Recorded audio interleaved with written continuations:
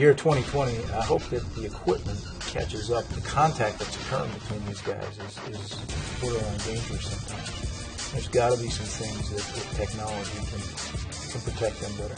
Those advances are happening inside a small warehouse in Oxford, Pennsylvania, where designers have created a thin material infused with military-grade Kevlar.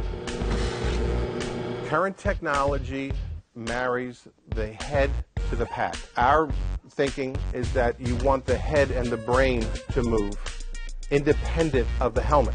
And it becomes, instead of a direct hit to the head, it now becomes a ricochet or a glancing blow. It proved out beautifully with Ryan Clark, who had 2 concussions back-to-back. We set up a helmet for him, and he played injury-free for the rest of the season. Kevlar, got it. Don't worry about it. If I was asked to design the football helmet of 2020, it would look much like this. This would become the exterior of the helmet, in which the logos and the decals would be placed on this hard surface area. It's flexible, yet it's rigid enough to accomplish a great level of absorption of energy and dispersion. NFL officials have already met with Unequal, and not just because of their helmet technology.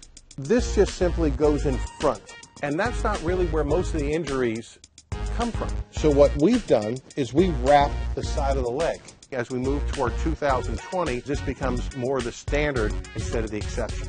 But are the game's safety issues a matter of changing equipment or changing the rules? I think the first thing would be clarifying the rules on helmet-to-helmet contact, defenseless receiver, to where if you get fined, there's no question. You're like, okay, I know what I did. I know why I was fined. Let's move on. Part of our responsibility as a league is to give them that clarity, to provide them very specific guidelines so that they can comply. They're deserving of more clarity, and we will provide more clarity.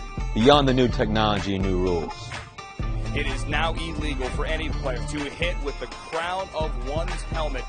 Does the culture of the game need to change? I don't want a guy that, oh, I'm a little nicked up, let me go to the trainers, let me see how I can feel. Am I good enough to go? I don't want that guy on my team. I want the guy that's going to fight and deal with whatever injury he can to play in the game, because that's what I do. I've been banged up in some things and say, we'll wait till the off-season to do it.